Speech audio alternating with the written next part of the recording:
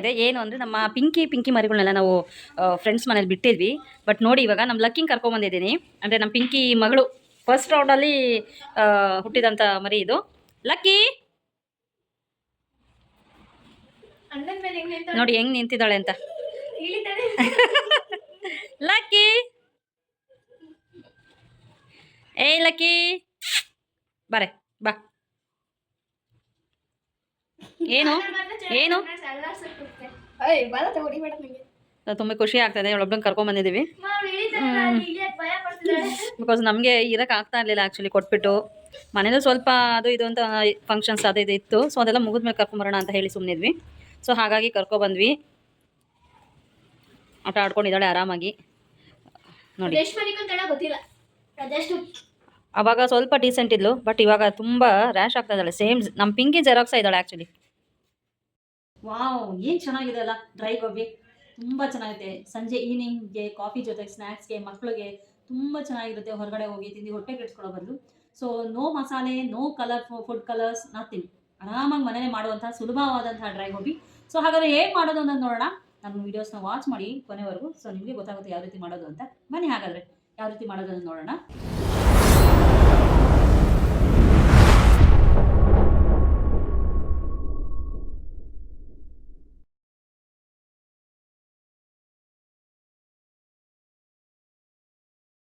ಹಾಗೆ ಇಲ್ಲಿ ನಾನು ಒಂದು ಹೂಕೋಸು ತೊಗೊಂಡಿದ್ದೀನಿ. ಸೊ ಫಸ್ಟ್ ಇದನ್ನು ನಾವು ಕ್ಲೀನ್ ಮಾಡ್ಕೊಳ್ಳೋಣ. ಸ್ವಲ್ಪ ಸಣ್ಣ ಸಣ್ಣ ಹುಳಗಳಿರುತ್ತೆ, ಒಳಗೆಲ್ಲ ಹುಳಗಳಿರುತ್ತೆ. ಸೊ ನಮಗೆ ಕಾಣಲ್ಲ. ಆದ ಕಾರಣ ನಾವು ಫಸ್ಟು ನೀರಲ್ಲಿ ನಾವು ಇದು ಮಾಡ್ಕೊಳ್ಳೋಣ. ಸೊ ನೀರು ಚೆನ್ನಾಗಿ ಕಾಯಕ್ಕಿಟ್ಟಿದ್ದೀನಿ. ಅದಕ್ಕೆ ಸ್ವಲ್ಪ ಅರಿಶಿನ ಹಾಗೂ ಉಪ್ಪನ್ನು ಹಾಕಿ ನಾನು ಕುದಿಸ್ತಾ ಇದ್ದೀನಿ. ಸೊ ಆ ನೀರೊಳಗೆ ನೋಡಿ, ಇದು ನೋಡ್ತಾ ಇದ್ದೀರಲ್ಲ, ಸಣ್ಣ ಸಣ್ಣದಾಗಿ ನೋಡ್ತಾ ಇದ್ದೀರಾ ಯಾವ ಥರ ಕಾಣ್ತಾ ಇದೆ ಅಂತ ನೋಡಿ. ಸಣ್ಣ ಸಣ್ಣದಾಗಿ ಹುಳ ಥರ ಇರುತ್ತೆ. ಸೊ ಹಾಗಾಗಿ ಈ ಕುದಿಯೋ ನೀರಿನಲ್ಲಿ ಹಾಕಿ ಸೊ ಒಂದು 2 ಮಿನಿಟ್ಸ್ ಬಿಟ್ಟರೆ ಸಾಕು. ಅದರಲ್ಲೇ ಸೊ ಇದು ಒಂದು 30% 40% ಬೆಂದಿರುತ್ತೆ. ಸೊ ಅದಾದಮೇಲೆ ಮಸಾಲೆ ಮಿಕ್ಸ್ ಮಾಡ್ಕೊಳ್ಳೋಣ. ಇವಾಗ ನೀರು ಕುದಿಲಿಕ್ಕೆ ಸ್ಟಾರ್ಟ್ ಆಗ್ತಾ ಇದೆ. ಹಾಗಾಗಿ ಇದಕ್ಕೆ ನಾವು ಹೂಕೋಸಿ ರೆಡಿ ಮಾಡ್ಕೊಂಡಿದ್ದೀವಲ್ಲ, ಸೊ ಅದೆಲ್ಲ ಹಾಕೋಣ. ಸೊ ಈ ಥರ ಹಾಕಿ ಬಿಸಿನೀರಲ್ಲಿ ಅದು ಏನೇ ಒಂದು ಬ್ಯಾಕ್ಟೀರಿಯಾಸ್ ಎಲ್ಲ ಹುಳಗಳೇನಿರುತ್ತೆ ಅದೆಲ್ಲ ಸಾಯುತ್ತೆ. ಸೊ ಇದಾದ ನಂತರ ಏನು ಅಂತ ನೋಡೋಣ, ಯಾವ ರೀತಿ ಮಾಡೋದು ನಾನು ಹೇಳ್ತೀನಿ. ಇದರಲ್ಲೇ ಒಂದು 50% ಅಷ್ಟು ಬೇಯುತ್ತೆ. ಸೊ ನಾವು ತುಂಬ ಬೇಯಿಸೋದು ಬೇಡ, ಜಸ್ಟ್ 3 ಸೆಕೆಂಡ್ಸ್ ಅಷ್ಟೇ, 3 ನಿಮಿಷ ಸಾಕು. ಇವಾಗ ಎಲ್ಲ ಆಗಿದೆ, ಜಸ್ಟ್ 2 ಮಿನಿಟ್ಸ್ ಸಾಕು. ಹಾಗೆ ಎಲ್ಲ ಎತ್ಕೊಳ್ಳೋಣ. ಚೆನ್ನಾಗಿ ಇದು ನೀರು ಹೋಗಬೇಕು ಆ್ಯಕ್ಚುಲಿ.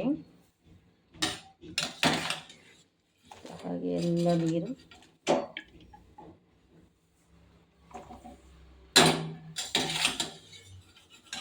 ಸೊ ಈವ್ನಿಂಗ್ ಸ್ನ್ಯಾಕ್ಸಿಗೆ ತುಂಬ ಇನ್ಸ್ಟಂಟಾಗಿ ಬೇಗ ಮಾಡ್ಬೋದಂಥ ಒಳ್ಳೆ ರೆಸಿಪಿ ಇದು.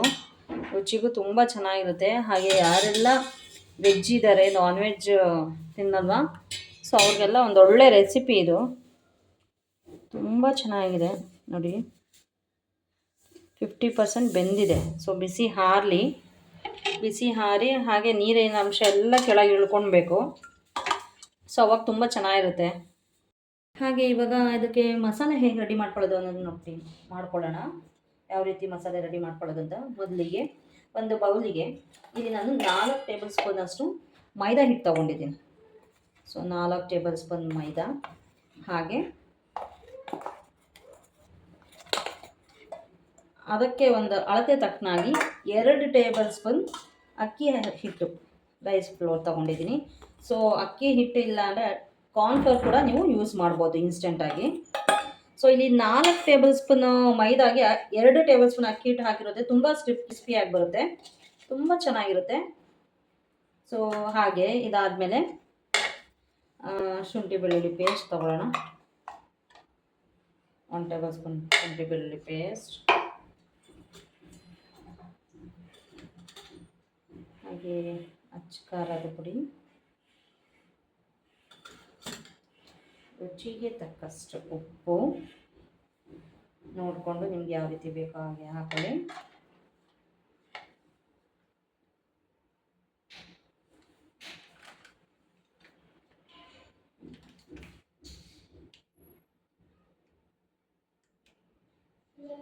ಇದು ಚೆನ್ನಾಗಿ ಮಿಕ್ಸ್ ಮಾಡಬೇಕು ಆ್ಯಕ್ಚುಲಿ.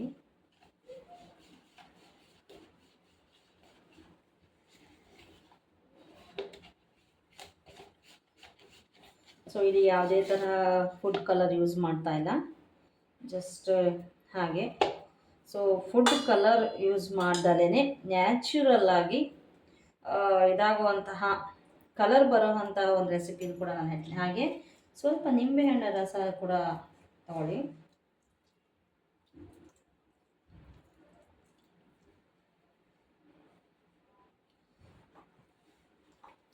ಸ್ವಲ್ಪ ಕರಿಬೇವು. ಸೊ ಇದೆಲ್ಲ ಹಾಕಿ ಚೆನ್ನಾಗಿ ಮಿಕ್ಸ್ ಮಾಡ್ಕೋಬೇಕು ನೀಟಾಗಿ. ಸ್ವಲ್ಪ ಕೂಡ ಇದಾಗ್ತಿರೋಂಗೆ ಮಿಕ್ಸ್ ಮಾಡಿಕೊಂಡು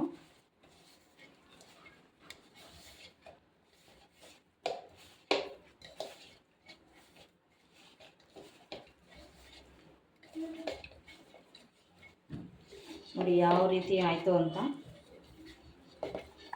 ನೋಡ್ತಾ ಇದ್ದೀರಾ.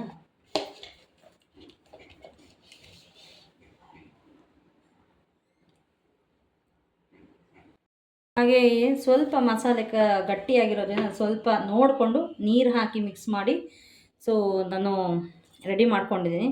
ಸ್ವಲ್ಪ ಇದಕ್ಕೆ ಕಾರ್ನ್ಫ್ಲೋರ್ ಹಾಕ್ಕೊಳ್ಳೋಣ.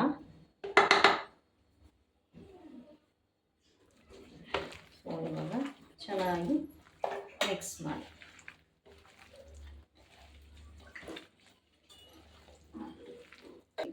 ಸೊ ಹಾಕಿದ್ರೂ ಓಕೆ, ಹಾಕಿಲ್ಲ ಅಂದರೂ ಓಕೆ. ಅದೇನು ಇದು ಕಂಪಲ್ಸರಿ ಹಾಕಲೇಬೇಕು ಅನ್ನೋ ನೆಸಸರಿ ಇಲ್ಲ.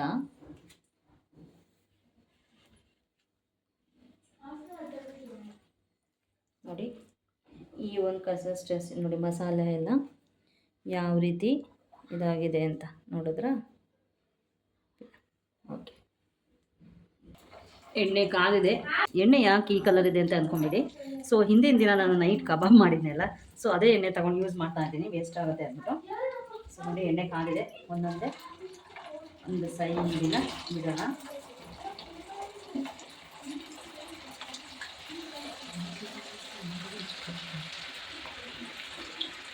ಸ್ವಲ್ಪ ಹೈ ಫ್ಲೇಮಲ್ಲಿ ಹಾಗೆ ಮೀಡಿಯಮ್ ಫ್ಲೇಮ್ ಮಧ್ಯದ ಉರಿಯಲ್ಲಿ ನೀವು ಇದನ್ನ ಬೇಯಿಸಿ. ಬಟ್ ತುಂಬ ಹೊತ್ತು ಬೇಯಿಸ್ಲಿಕ್ಕೆ ಹೋಗಬೇಡಿ, ಯಾಕಂದರೆ 50% ಈಗಾಗಲೇ ಬಿಸಿನೀರಲ್ಲಿ ಹಾಕಿದಾಗಲೇ ಇದು ಬೆಂದಿರುತ್ತೆ. ಸೊ ನೋಡಿಕೊಂಡು ಇದು ಮಾಡ್ಕೊಳ್ಳಿ. ಇಲ್ಲಿ ನಾನು ಫುಡ್ ಕಲರ್ ಯಾವುದು ಯೂಸ್ ಮಾಡಿಲ್ಲ. ಸೊ ಜಾಸ್ತಿ ಖಾರದ ಪುಡಿ ಕೂಡ ಹಾಕಿಲ್ಲ, ಯಾವುದೇ ರೀತಿ ಒಂದು ಮಸಾಲೆ ಪೌಡರ್ ಕೂಡ ಹಾಕಿಲ್ಲ. ಅದರಿಂದ ನ್ಯಾಚುರಲ್ ಆಗಿದೆ ಕಲರು. ಸೊ ಅದು ಬೇಯ್ದ ಕಲರ್ ಬರುತ್ತೆ. ಬಟ್ ನಿಮ್ಗೊಂದು ಟಿಪ್ಸ್ ಕೂಡ ಇದೆ, ನಾನು ನೆಕ್ಸ್ಟ್ ವಿಡಿಯೋದಲ್ಲಿ ಅದನ್ನು ಹೇಗೆ ಮಾಡೋದು, ಕಲರ್ ಬರೋದು ಹೇಗೆ ಅನ್ನೋದನ್ನ ನಾನು ತೋರಿಸ್ಕೊಡ್ತೀನಿ. ತುಂಬ ನ್ಯಾಚುರಲಾಗಿ ಆರೋಗ್ಯಕ್ಕೂ ತುಂಬ ಒಳ್ಳೆಯದಾಗಿರುತ್ತೆ ಆ ಒಂದು colour. Food colour natural food colour ಅಂತಲೇ ಹೇಳ್ಬೋದು ಅದನ್ನ. ಅದು ಯಾವ ರೀತಿ ಬರುತ್ತೆ ಅನ್ನೋದನ್ನ ನಾನು ನಿಮಗೆ ತೋರಿಸ್ಕೊಡ್ತೀನಿ ನೆಕ್ಸ್ಟ್ ವಿಡಿಯೋದಲ್ಲಿ. ಸೊ ನೋಡಿ ಡ್ರೈ ಗೋಬಿ ಎಷ್ಟು ಚೆನ್ನಾಗಿ ಬರ್ತಾಯಿದೆ ಅಂತ ಹೇಳಿ. ಸೊ ಜಾಸ್ತಿ ಹಿಂಗೆ ಕೈ ಆಡಲಿಕ್ಕೆ ಹೋಗಬೇಡಿ, ಸ್ವಲ್ಪ ಫ್ರೈ ಆಗಲಿ. ಸ್ನೇಹಿತರೆ, ಹಾಗೆ ಯಾರೆಲ್ಲ ನನ್ನ ಚಾನಲ್ ನೋಡ್ತಾ ಇದ್ದೀರಾ ದಯವಿಟ್ಟು ಸಬ್ಸ್ಕ್ರೈಬ್ ಮಾಡಿ. ಹಾಗೆ ಸಬ್ಸ್ಕ್ರೈಬ್ ಮಾಡಿರೋರು ನನ್ನ ಒಂದು ಚಾನಲ್, ನನ್ನ ಒಂದು ವೀಡಿಯೋಸ್ನ ಕೊನೆವರೆಗೂ ನೋಡಿ ಸಪೋರ್ಟ್ ಮಾಡಿ, ಲೈಕ್ ಕೊಡಿ, ಹಾಗೆ ಇಷ್ಟವಾದಲ್ಲಿ ಶೇರ್ ಮಾಡಿ ಅಂತ ಕೇಳ್ಕೊತಾ ಇದ್ದೀನಿ. ಸೊ ಇನ್ಮೇಲೆ ನಾನು ಸ್ವಲ್ಪ ಕುಕ್ಕಿಂಗ್ ವೀಡಿಯೋಸೇ ಜಾಸ್ತಿ ಮಾಡೋಣ ಅಂತ ಅಂದ್ಕೊಂಡಿದ್ದೀನಿ. ಹಾಗಾಗಿ ನಿಮ್ಮ ಸಪೋರ್ಟ್ ನಮಗೆ ತುಂಬ ಬೇಕು. ದಯವಿಟ್ಟು ಸಪೋರ್ಟ್ ಮಾಡಿ. ನನ್ನ ಒಂದು ವೀಡಿಯೋಸ್ಗೆ, ಚಾನಲ್ಸ್ಗೆ ಲೈಕ್ ಕೊಡಿ, ಕಮೆಂಟ್ಸ್ ಕೊಡಿ. ಹಾಗೆ ಕಮೆಂಟ್ಸ್ ಮಾಡಿ, ನೀವು ಟ್ರೈ ಮಾಡಿ. ಸೊ ನಾನು ಟೈಮ್ ಪಾಸ್ಗೋಸ್ಕರ ವೀಡಿಯೋ ಮಾಡಲ್ಲ, ನಾನು ಮಾಡಿ ಎಕ್ಸ್ಪೀರಿಯೆನ್ಸ್ ಆಗಿ ಟೇಸ್ಟ್ ಚೆನ್ನಾಗಿದೆ ಅಂತ ಬಂದ ಮೇಲೆ ನಾನು ಆ್ಯಕ್ಚುಲಿ ಅಡುಗೆದು ನಾನು ವೀಡಿಯೋ ಮಾಡೋದು. ಬಿಕಾಸ್ ಇಲ್ಲಾಂದರೆ ಸ್ವಲ್ಪ ಜನ ಟ್ರೈ ಮಾಡ್ತಾರೆ, ಚೆನ್ನಾಗಿ ಬಂದಿಲ್ಲ ಮೇಡಮ್ ಇದೆಲ್ಲ ಅಂತಾರೆ. ಸೊ ಅದರಿಂದ ಫಸ್ಟು ನಾವು ಮನೇಲಿ ಮಾಡಿ 1 ಡೇ 2 ಡೇಸ್ ಅದು ನೋಡಿ ನೆಕ್ಸ್ಟ್ ಡೇ ನಾವು ಇದು ಮಾಡೋದು. ಸೊ ಹಾಗಾಗಿ ಯಾರೆಲ್ಲ ನನ್ನ ಚಾನಲ್ ನೋಡ್ತಾ ದಯವಿಟ್ಟು ನಾನು ಮಾಡೋ ಅಡುಗೆಗಳನ್ನ ಟ್ರೈ ಮಾಡಿ ಕಮೆಂಟ್ಸ್ ಮಾಡಿ. ನೋಡಿ ಆಗಿದೆ, ಯಾವ ರೀತಿ ಬಂದಿದೆ ಅಂತ ನೋಡ್ತಾ ಇದ್ದೀರಾ.